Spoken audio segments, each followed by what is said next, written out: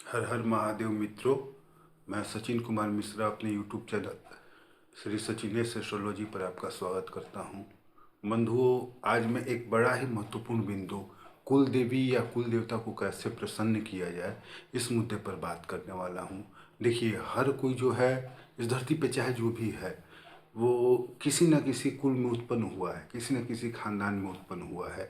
और जिस भी कुल में उत्पन्न हुआ है उस कुल में कोई ना कोई देवी या देवता होता है। वो कुल देवी या कुल देवता अगर रुष्ट हो जाए, नाराज हो जाए, तो मनुष्य के जीवन में परेशानियां ही परेशानियां आती हैं। अगर वो प्रसन्न रहें तो सुख ही सुख है। अच्छा, दूसरी सबसे बड़ी बात यह है कि आप चाहे कोई भी पूजा पाठ कर ले, अगर कुल देवी कुल देवता को आप मतलब खुश नहीं कर पाते हैं तो आपको किसी भी पूजा का फल नहीं मिल पाएगा। इसलिए कुल देवी या कुल देवता की प्रसन्नता के लिए मैं आपको एक बड़ा ही सीधा साधा सात्विक उपाय बताने जा रहा हूँ, जिसका कोई भी नकारात्मक प्रभाव नहीं है, कोई साइड इफेक्ट नहीं है। देखिए, करना क्या है कि आप होली के दिन, जो होली होता है उसके एक दिन पर, मतलब उसी रात में, रात के समय में होलिका दहन होता है। वो अमावस्या की रात होती है। तो अमावस्या की रात को क्या हुआ? होलिका दहन हुआ। होलिका दहन के दिन से शुरू करके अगले अमावस्या तक आपको जप करना है, या कोई भी शुभ मुहूर्त देखिए और कम से कम 33 दिन तक मतलब इसका मंत्र का जप करना है। मंत्र भी आपको कोई मंत्र नहीं पढ़ना है, सीधा साधा स्त्रोत पढ़ना है। देखिए, माता काली जो हैं, माता काली का एक स्त्रोत आता है, श्री माता काली का काली सहस्त्र नाम स्त्रोत, मतलब उसमें 1008 नाम होता है, वो स्त्रोत होता है। और स्त्रोत के पढ़ने में एक सबसे बड़ी अच्छाई ये होती है कि अगर कहीं कुछ दोष हो जाए, कहीं गलती हो जाए, तो उसका बुरा प्रभाव नहीं पड़ता है। क्योंकि माता काली जो है वो तंत्र की देवी हैं, तंत्र के अधिष्ठात्री हैं। तो उनकी जो भी पूजा होती है वो तांत्रिक ढंग से होती है, और तांत्रिक पूजा में थोड़ी सी चूक भी परेशानी का कारण बन सकती है, बहुत ज़्यादा परेशानी आ सकती है। तो इसलिए सबसे बढ़िया उपाय ये है कि माता काली के शुभ और सात्विक रूप की पूजा की जाए। माता काली का बीज मंत्र क्लीं होता है, और भगवान कृष्ण का जो बीज मंत्र होता है वो भी क्लीं होता है। मतलब माता काली और भगवान कृष्ण दोनों का बीज मंत्र क्लीं होता है। तो यह शक्ति और शिव दोनों का प्रतीक है। समझ रहे हैं बात को? तो जब शिव और शक्ति जहाँ एक होते हैं वो पूर्ण होता है, वो पूर्ण होता है। और यहाँ पूर्णता होती है वहीं पे मतलब सारे सुख संभव हैं। जहाँ पूर्णता नहीं रहती है वहाँ किसी न किसी चीज़ की कमी लगी रहती है। तो कुल देवी या कुल देवता को प्रसन्न करने के लिए आपको माता काली के सहस्त्र नाम का पाठ कितने कब होलिका दहन जिस दिन होता है, जिस रात में होता है, उसी रात में रात्रि में 9 बजे के पश्चात आपको पढ़ना है। यथाशक्ति जितना पढ़ सकते हैं उस दिन पढ़ लीजिए। उसके बाद प्रतिदिन एक पाठ करना है, और यह अगले अमावस्या तक चलेगा। अगले अमावस्या के बाद किसी भी ब्राह्मण को बुला करके हवन करवा लीजिएगा। फिर जितना हो सके, मतलब रोज रात में अगर हो जाए तो एक पाठ सहस्त्र नाम का कर लीजिएगा। सहस्त्र नाम का पाठ करने में हम लोग को 15 मिनट का टाइम लगता है। अगर आप लोग को ज़्यादा संस्कृत पढ़ने नहीं आता है तो 20 से 25 मिनट का समय लगेगा। वो भी धीरे धीरे धीरे धीरे आदत होगी तो सुधार हो जाएगा, और 15-16 मिनट में पूरा हो जाएगा। अच्छा, एक चीज़, ये जो माता काली का सहस्त्र नाम है, ये ऐसा नहीं कि सिर्फ होलिका दहन की रात से शुरू करना है और अगले अमावस्या तक पढ़ना है। इसको आप किसी भी शुभ मुहूर्त में शुरू कर सकते हैं, किसी भी शुभ मुहूर्त में इसको शुरू कर सकते हैं। शुभ मुहूर्त के लिए आपके पास पंचांग होगा तो पंचांग देख लेंगे। पंचांग देखने नहीं आता है तो कैलेंडर आता है, कैलेंडर हिंदू कैलेंडर जो आता है उसमें रहता है सर्वार्थ सिद्धि योग, गुरुपुष्य योग, रविपुष्य योग, त्रिपुष्कर योग, ऐसे या जो भी मतलब शुभ मुहूर्त हो, या सरस्वती पूजा का समय हो, मकर संक्रांति का समय हो, दशहरा हो, दीपावली हो, अक्षय नवमी, अक्षय तृतीया, जो भी शुभ मुहूर्त है, मतलब जिस दिन कोई अच्छा त्यौहार पड़ रहा हो तो उस दिन से आप इसको शुरू कर सकते हैं। और इसको कम से कम 33 दिन पढ़ना है। 33वें दिन आपको किसी ब्राह्मण से मिल करके हवन करा लेना है, बस इतना ही करना है। अच्छा, इस पाठ को करने में एक चीज़ ध्यान देना है कि जब भी आप पाठ करें तो धूप बत्ती तो हर कोई जलाता है, आप भी जला लीजिएगा, एक दीपक जला लीजिएगा, अगरबत्ती जला लीजिएगा। इसके बाद जल ले लीजिएगा एक पात्र में, लोटा में जल ले लीजिएगा। हाथ में जल ले करके अपने कुल देवी या कुल देवता जो भी हैं उनको संकल्प करना पड़ेगा। संकल्प के लिए कोई ज़रूरी नहीं है कि आप संस्कृत में करें, काफ़ी लंबा चौड़ा जो संकल्प होता है वैसे करें, इसकी कोई ज़रूरत नहीं है। सीधे सीधे आप अपना नाम लेंगे कि मैं अमुक आदमी, जो भी आपका नाम है, अमुक गोत्र में उत्पन्न हुआ हूँ। आपका जो अपना गोत्र है उस गोत्र का नाम लेना है कि मैं अमुक आदमी अमुक गोत्र में पैदा हुआ हूँ, उत्पन्न हुआ हूँ, और अपने कुल के जो भी देवी या देवता हैं, जो भी कुल देवता हैं या जो भी कुल देवी हैं, उनकी प्रसन्नता के लिए, उनकी प्रसन्नता के लिए मैं श्री काली सहस्त्र नाम का यथाशक्ति पाठ करने जा रहा हूँ। हे माता आप प्रसन्न होइए, या हे कुल देवता हो, हे कुल देवी आप प्रसन्न होइए। मतलब कुल देवी या कुल देवता के प्रसन्नता के लिए संकल्प करना है। ऐसा नहीं कि आप मेरा ये काम कर दीजिए, हम इस मनोकामना के लिए आपकी पूजा करें, ऐसा कुछ भी नहीं करना है। आपको बस यही करना है कि मैं अमुक, जो भी आपका नाम हो, मैं अमुक इस गोत्र में, जो आपका गोत्र है उस गोत्र का नाम लेकर के कहना है कि इस गोत्र में उत्पन्न हुआ हूँ और अपने कुल देवता या कुल देवी की प्रसन्नता के लिए माता काली के सहस्त्र नाम का पाठ करने जा रहा हूँ, यथाशक्ति पाठ करने जा रहा हूँ। बस इतना ही कह करके जल आपको गिरा देना है, जल आपको जमीन पे छोड़ देना है। इसके बाद काली सहस्त्र नाम जो है उसका पहले दिन जितना हो सके आप पाठ करिए, कुछ ना हो तो एक बार तो पाठ कर ही लीजिए। लगातार 33 दिन तक पाठ कीजिए। 33वें दिन आप किसी योग्य ब्राह्मण से मिल करके उसका हवन करवा लीजिए। उसके बाद हमेशा, अच्छा रात्रि में ही ये जब करना है, जब हमेशा रात्रि में ही होगा 9 बजे के पश्चात। और हवन करवाने के बाद भी आप प्रतिदिन रात्रि में एक पाठ कर लिया कीजिए। इससे कुल देवी कुल देवता प्रसन्न होते हैं, और कुल देवी कुल देवता का प्रसन्न होना सबसे ज़्यादा आवश्यक होता है। वो पितृ होते हैं हमारे।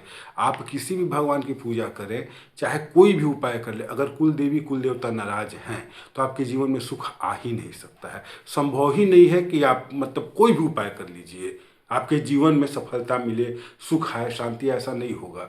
और अगर कुल देवी कुल देवता प्रसन्न है तो आप भगवान का नाम पढ़ के अगरबत्ती भी जलाते हैं तो आपको पूर्ण फल मिलेगा। तो सबसे ज़्यादा जरूरी होता है अपने कुल देवी या कुल देवता को प्रसन्न करना। और आज के भागती दौड़ती दुनिया में हम लोग अपने कुल देवी कुल देवता को ही भूल रहे हैं।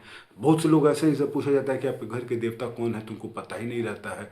लेकिन ऐसा नहीं होना चाहिए, क्योंकि कुल देवी या कुल देवता हमारे पूर्वज होते हैं, हम उनके वंश होते हैं। जैसे मतलब एक माँ बाप की इच्छा होती है कि हमारा पुत्र हमारी सेवा करे, हमें एक लोटा पानी दे, वैसे ही हमारे जो पहले के कुल के देवी हैं देवता हैं, उनकी भी इच्छा होती है कि हमारी जो संतानें हैं, आगे वाली जो पीढ़ी हैं, वो हमारे लिए कुछ करें। तो इतना तो करना ही पड़ेगा। अगर आप छोड़ देते हैं, जिन लोग मतलब कुल देवी कुल देवता की प्रसन्नता का उपाय नहीं करता है लोग, तो उनका मतलब एक पीढ़ी तो किसी तरीके से निकल जाता है, लेकिन उसके बाद हमेशा घर में कलह होना, रोजगार व्यवसाय में लाभ ना होना, मतलब रोजगार व्यवसाय मिलना ही नहीं, अगर मिल भी गया तो उसमें लाभ नहीं होना, हमेशा पैसे की आर्थिक तंगी रहना, घर में कोई मांगलिक कार्य ना होना, शादी विवाह का ना होना, या संतान उत्पत्ति ना हो पाना, और मन में एक क्लेश हमेशा मतलब भय बना रहना कि कहीं कुछ बुरा ना हो। अनजाना भय जो होता है ना, अनजाना भय, अनचाहा डर कि मतलब कहीं जाने कुछ बुरा ना हो जाए, कहीं कुछ गड़बड़ ना हो जाए। तो इस तरीके का डर, पेट संबंधी बीमारी, आलस, मतलब अजीब अजीब ढंग की समस्याएं ऐसी हैं कि जीवन में हमेशा कोई ना कोई परेशानी लगी रहेगी और आदमी खिन्न रहेगा, मन प्रसन्न नहीं रहेगा। कुल देवी कुल देवता के नाराज होने का सबसे बड़ा मतलब दुष्परिणाम यही होता है कि मनुष्य धीरे धीरे धीरे धीरे पतन की तरफ बढ़ने लगता है। इसलिए सबसे ज़्यादा आवश्यक है कि अपने कुल देवी और कुल देवता को प्रसन्न किया जाए। और कुल देवी कुल देवता के प्रसन्न करने के लिए जो शुभ और सात्विक उपाय हैं, उन मतलब 3-4 तरीके के उपाय हैं जो हमको मेरे गुरुजी ने मुझे बताया है, और इन सबका उपयोग मैंने किया है, लोगों को फायदा हुआ है। तो इस वीडियो में मैं एक उपाय बता रहा हूँ, अगले वीडियो में आगे भी उपाय बताऊँगा जो आपको सूट करे, जो आपको अच्छा लगे वो उपाय कीजिए, जो आपके लिए आसान हो। बस करना यही है कि कोई भी तांत्रिक क्रिया नहीं अपनाना है, क्योंकि माता काली तंत्र की अधिष्ठात्री देवी हैं। अगर माता काली की पूजा आप तांत्रिक ढंग से करने की कोशिश करेंगे तो ख्याल रखिएगा वो थोड़ी सी गलती, थोड़ी सी चूक बहुत बड़ी परेशानी का कारण हो जाएगी। माता काली का या किसी भी कोई भी उपाय करना हो तो शुभ और सात्विक उपाय कीजिए, वैदिक उपाय कीजिए, जिसमें अगर गलती होती है तो बहुत होगा तो फल नहीं मिलेगा, बहुत होगा तो हमें फल नहीं मिलेगा। लेकिन ऐसा ना हो कि अगर कहीं कोई त्रुटि होती है तो नुकसान झेलना पड़े। इसलिए कभी भी तंत्र का सहारा ना लीजिएगा।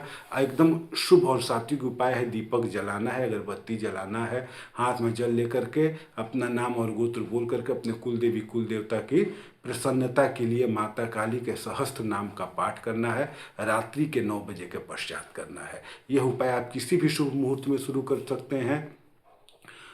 होलिका दहन की रात से शुरू करके अगले अमावस्या तक जपिए, या कोई भी शुभ मुहूर्त हो उसमें आप कीजिए। तो देखिए धीरे धीरे धीरे धीरे कुछ दिन के बाद, अच्छा अपने कुल देवी कुल देवता जो भी हों उनको याद जरूर कर लीजिए। उसके बाद से आप इस सहस्त्र नाम का पाठ कीजिए। देखिए धीरे धीरे धीरे धीरे आपको खुद स्वयं में एहसास होगा, महसूस होगा कि आपके घर में पॉजिटिविटी बढ़ रही है, पॉजिटिव ऊर्जा बढ़ रही है, सकारात्मकता आ रही है, आपके कुल देवी कुल देवता प्रसन्न हो रहे हैं। और सबसे बड़ी बात ये है कि आप चाहे यहाँ रहें, चाहे विदेश में रहें, चाहे आपकी आने वाली पीढ़ी हो, उनको ये बताना सबसे ज़्यादा ज़रूरी है कि बाकी और पूजा हो या ना हो, कुल देवी कुल देवता की पूजा करना सबसे आवश्यक होता है। अगर कुल देवी कुल देवता प्रसन्न नहीं हैं तो भगवान से मिलने वाला आशीर्वाद आपको कभी प्राप्त नहीं होगा, क्योंकि भगवान के आशीर्वाद को आप तक पहुंचाने वाले आपके घर के कुल देवी या कुल देवता ही होते हैं। अच्छा, इसमें एक चीज़ और है, कई बार होता क्या है कि जैसे जो छोटे छोटे तांत्रिक होते हैं, या मतलब ऐसे कि किसी को परेशान करना हो, परेशान किए फिर वो मेरे पास आएगा तो हम उसका परेशानी दूर करेंगे, मतलब इस तरीके से परेशान करने के लिए जो तांत्रिक होते हैं वो भी करते क्या है कि आपके और आपके कुल देवी कुल देवता के बीच में बंधन कर देते हैं।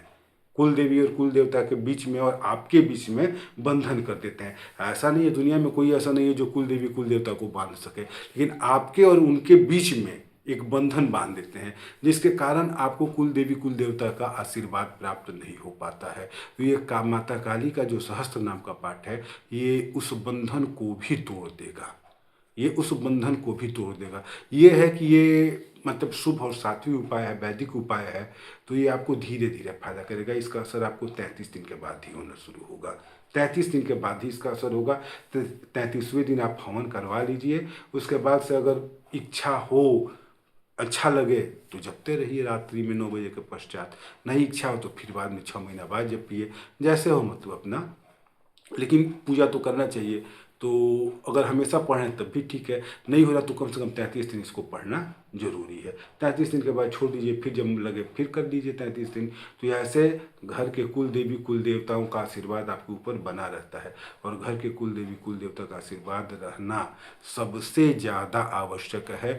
इससे मतलब अगर कुल देवी कुल देवता का आशीर्वाद नहीं है तो भगवान का कोई भी आशीर्वाद आपके ऊपर नहीं आएगा, दुनिया की कोई भी शक्ति आपका कल्याण नहीं कर पाएंगे।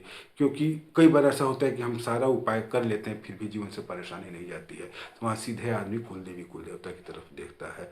इसलिए कुल देवी कुल देवता को प्रसन्न करने का उपाय कीजिए। और कुल देवी कुल देवता प्रसन्न हैं तो वो आपको राजा बना देंगे, अगर वो रुष्ट हैं तो राजा से रंक बना देंगे। अच्छा, धन्यवाद बंधुओं। हर हर महादेव।